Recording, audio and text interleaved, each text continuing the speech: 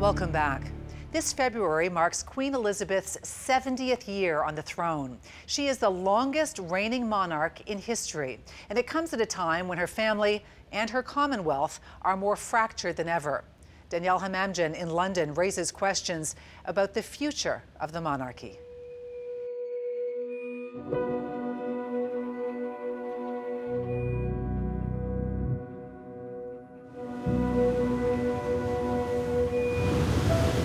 Historic change is on the horizon. Barbados, an island nation tied to the British Crown for nearly 400 years, is officially parting ways with the royal family tonight at midnight. In doing so, it'll become the world's newest republic. As the monarchy here fades away, will it have a domino effect and inspire other Commonwealth countries like Canada to do the same? Barbados is the most eastern Caribbean island, the closest to Britain in so many ways. Little England, as some call it, plays cricket, lays out afternoon tea, and drives on the left side of the road. But as lawyer Garth Patterson writes in a local paper, Barbados still bears the scars of a barbaric colonial past. There's a deep-rooted historical and psychological association between British colonialism and slavery. Little England, which for 200 years was a hub for the transatlantic slave trade, is also home to the largest slave cemetery in the world. And rising high is a monument to Busa, an African man bought in the late 18th century by the British and shipped to Barbados. Years later, he led what was then the largest slave revolt in Barbadian history. Locals like Garth see Busa as the ultimate symbol of freedom. Severing ties with the crown is just finishing the job he started. For me, it is a crucial final step in deconstructing the vestiges of colonialism, dismantling the institutions that were founded on the backs of slaves, and breaking the links that continue to shackle us to our colonial past.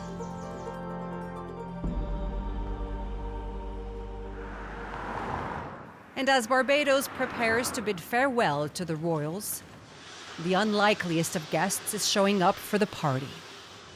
Prince Charles, the man who would have one day become their king, will be among the dignitaries, a gesture of goodwill by Barbados.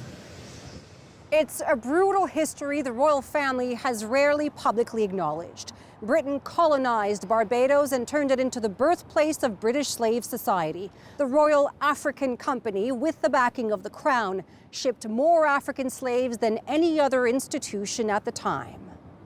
Commonwealth realms are countries that have the Queen as their head of state. There are 15 in all, including the UK, Canada, and Australia, which did consider ousting her in 1999. But a referendum showed more than half of those down under just weren't ready to let go of the royals. Her Majesty's fondness for Canada is made clear by her 22 visits over the years. It's nice to know that she loves us as much as she does. She's toured this country more than any other during her decades on the throne. I shall continue to take the greatest pride in being your queen now and in the years to come. But for many, the time has come to cut ties with the House of Windsor. Monarchy is not appropriate for Canada in the 21st century. Tom Frieda, the head of Citizens for a Canadian Republic, believes passionately it's time to move on. Canada is a first world nation, independent in every other aspect, except we can't choose our own head of state from our own population. Canada has been a monarchy since the 16th century. The role of the sovereign is enshrined in the Canadian Constitution, over which Ottawa didn't assume full authority until 1982, finally allowing Canadians to make changes to their own constitution without approval from Britain. one of the most tangible steps on Canada's road to independence, has also been one of the most controversial. I believe that today a flag designed around the maple leaf will symbolize and be a true reflection of the new Canada. In 1965, after months of fierce debate, Canada dropped all mention of the British on its flag and replaced it with the one we know today. Back in the early 60s, people had the same argument. How is this going to benefit me? How is this going to change anything? The symbolism is so important. It was a defining moment in our independence, in our path to independence. Well, I like the new flag because it's the first flag Canada's had and it's the official one. If you look back on it now and see our flag flying, how can anybody say that that was not a worthwhile thing to do, and how it identifies us as being Canadian? Barbados is doing something we should have done decades ago. The countdown is on to the island's independence ceremony, a night when the British monarchy's reign over Barbados comes to an end, when the unelected head of state who lives an ocean away is replaced by a local, democratically elected president. Only a select few Barbadians were invited to attend, including the other kind of royalty, the one who was born here, superstar singer Rihanna. May you continue to shine like a diamond. Most on the island of 290,000 are watching from the outskirts on a giant screen. In the eyes of many, tonight represents a generational shift. From the darkest days of our past and the appalling atrocity of slavery, which forever stains our history, the people of this island forged their path with extraordinary fortitude. Among young islanders watching, only now is there a better understanding of monarchy rule, a defining piece of history of their identity that was glossed over and buried in their school curriculum for generations. The royal standard is lowered, and as the clock strikes 12, a new day rings across the small island. But some remain unconvinced about what lies ahead. I am a royalist. Very sad. Some say Barbados under royal rule is all they've ever known, and it provided stability. I don't know. I think we should have stayed. I feel we have a lot to lose. Declare Barbados a parliamentary republic. From realm to republic, it's the presidential flag that's now flying. Barbados, officials say, will now shape its own future. We've been fighting for many years to be free. Now we are actually free. Garth Patterson, Free at last. has waited a long time to say these words. After 341 long years in the bowels of colonialism, including 200 arduous years in the entrails of slavery, free to determine our own destiny, to chart our own path. Coming up. They're not perfect. Royals plagued by missteps, scandals, and accusations. I think he's actually fundamentally just very stupid. When W5 continues.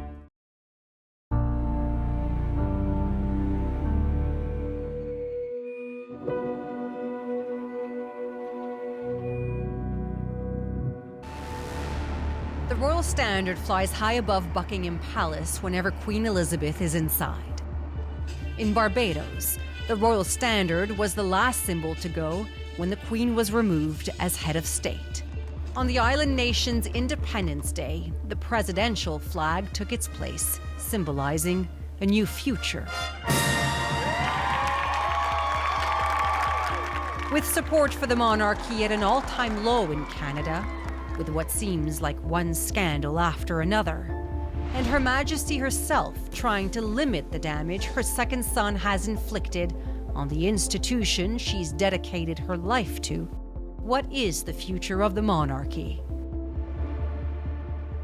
This June will mark the Queen's Platinum Jubilee, 70 years on the throne. The assemblage in one voice cries, "God save the Queen." But in public, this historic milestone will likely be celebrated without the one often referred to as the Queen's favorite son. Royal scandals come and go, but none have landed in a U.S. courtroom, with the ninth in line to the throne defending himself in a civil lawsuit making global headlines. Prince Andrew is accused of sexual assault by a woman who says she was forced to have sex with him after being trafficked by convicted pedophile Jeffrey Epstein when she was a teenager. I think it's just a huge mess. A huge mess. Royal biographer Penny Junor has covered the House of Windsor for 40 years. I think this is really damaging to the monarchy. That is unprecedented. In a terse three-line statement by Buckingham Palace, the prince was dealt a humiliating blow. No more His Royal Highness before his name, and no more military titles attached to it.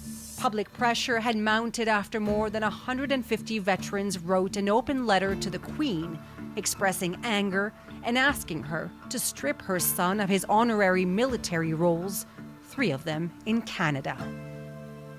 Andrew has always been quite an irrelevant figure within the royal family. But when you get veterans calling for his removal from his position as head of various regiments, then that becomes really damaging to the monarchy. Andrew says he has no recollection of ever having met his accuser, though here he is with his arm around her waist when she was only 17. And here he is strolling in Central Park with Epstein, by then a convicted pedophile. I think he's actually fundamentally just very stupid. He has no awareness. The Queen's approach to public life has been to remain neutral. The motto, never complain, never explain. But there is a younger generation looking at this institution who doesn't see years of service by Her Majesty, but a series of scandals that just won't go away. From the occasional undignified headline to the saga that fractured the family. In the eyes of a younger generation, how damaging was Harry and Meghan's exit? I think it was damaging. Young people, I think, identified with Harry and Meghan. Many had hoped the addition of a divorced mixed-race American actress would help modernize the institution. It could have been so healing in terms of racial tensions in Britain. But there were claims of racism and accusations of neglect directed at the firm, as Meghan called it. It echoes the drama that unfolded after the wedding of Harry's parents, watched by 750 million people around the globe. But the world never really stopped watching. Not as their marriage collapsed or as Diana was tragically killed. That Charles was allowed to wed again suggested the notoriously rigid royals were finally adapting to the times. I think that's what it has to do to evolve moving forward, actually, is the realities of being a modern monarchy means they're not perfect. Alex Clarkson is unapologetically pro-monarchy. His admiration is rooted in his grandfather's service in the Second World War. Part of what he was fighting for was the democratic ideals of this country, and part of that is the institution of the crown. And to Alex, the crown's biggest symbol is more than just a palace. I see what it represents moving forward, and that is oddly continuity. It's safety. It's something that's uniquely British and uniquely of the Commonwealth. It's not just a building for me. But there's another place that's close to his heart. If I could be any nationality, it would be Barbadian. Alex splits his time between Britain and Barbados. It's not just the sun, the sea, the sand. There's so much more to it. It's the people, it's history, it's culture. The fact that he's a white man with deep affection for the institution that colonized this island is not lost on him. It's not because I'm moneyed or privileged. It's because I chose it because it was such a special place. In 2021, Alex started a grassroots effort to keep the Queen as head of state of Barbados. It led nowhere, only adding to the frustration. There was no referendum. The question was never put to the people. The ironic thing for me is that actually it smacked a little bit of kind of colonial times and imperialism. The island nation didn't require a change in its constitution, only a vote from the House of Assembly to break from the monarchy. Now, what about Canada? What would it have to do to part ways? Changes to the office of the Queen require the consent of all 10 provinces. Royal historian Carolyn Harris makes the case it would be not impossible, but extremely difficult to essentially fire the Queen. It's very difficult for all 10 provinces to be on the same page at the same time. The monarchy's popularity is lower in Quebec, for instance, but it's higher in the maritime provinces. The difficulty in doing this in Canada, it's far, far overrated. Tom Frieda, head of Citizens for a Canadian Republic. If you look at the opinion polls, 2/3 of Canadians already don't want Prince Charles as Canada's next head of state. So how can our provincial politicians be that different from the general population? I would say that the provinces are on board with this already. In Quebec, the sentiment is generally and consistently unfavorable. Polls show the rest of Canada is also inching further away, with support for the monarchy gradually declining over the years. In 2016, just 38% of Canadians thought the country should sever links with the royals. Early last year, that number went up to 45%. Then in November, when asked if Canada should stick with the monarchy going forward, 52% said no, an all-time high. That's a long way from the 1919 Royal Tour of Canada, when crowds overwhelmed police and hysteria greeted the prince who'd later become King Edward VIII. His memoirs read, "They again and again broke through and swamped the police lines. They snatched at my handkerchief. They tried to tear the buttons off my coat." Over the years, royals have generally drawn adoring crowds, particularly when that royal is the head of the family. And in an ever-changing world, many see her as the one discreet constant, motivated for 7 decades by a profound sense of duty. My whole life, whether it be long or short, shall be devoted to your service and to the service of our great imperial family to which we all belong. Princess Elizabeth was never meant to ascend to the throne, but did so at age 27. Since then, has rarely put a foot wrong. At 73, her son is still waiting to step into the job that will likely define his legacy. Prince Charles is a very controversial figure. I don't think he has ever been forgiven by many people to this day, for the failure of his marriage. The Netflix series The Crown has introduced the House of Windsor to a new generation. But royal watchers caution its depiction of people and events remain mostly a work of fiction. The crown must win. Must always win. Which also reinforce a false picture of Diana and Charles, whose portrayal is not often flattering. If you have a complaint about not being loved or appreciated in this marriage, I suggest you take it up with the people who arranged it. Also not flattering are recent media reports, which are based on actual facts. A pampered Charles is known to make headlines for his quirky demands, like needing one of his valets to squeeze the toothpaste onto his toothbrush. But more scandalous are the claims his office sold honors in return for charity donations. In the past few months, the Queen was admitted to hospital and has had to cancel engagements. Not unusual for someone in their mid-90s, but Her Majesty isn't just anybody. And some countries might just be waiting for the changing of the guard. The death of her husband, Prince Philip, was for many a glimpse into a future without the Queen. I think many of them are possibly thinking it is disrespectful. We don't want to snub the Queen. Let's let her go. Let's let the whole thing come to an organic end. The death of Queen Elizabeth will trigger a 10-day mourning period across the United Kingdom. I think you'll see a huge outpouring of grief for the passing of the Queen. Maybe not just her herself, but also an era, this Elizabethan era that's kind of gone on, where this country, Canada, so many other countries have evolved. But for Barbados, that evolution no longer requires ties to a monarch living on the other side of the ocean.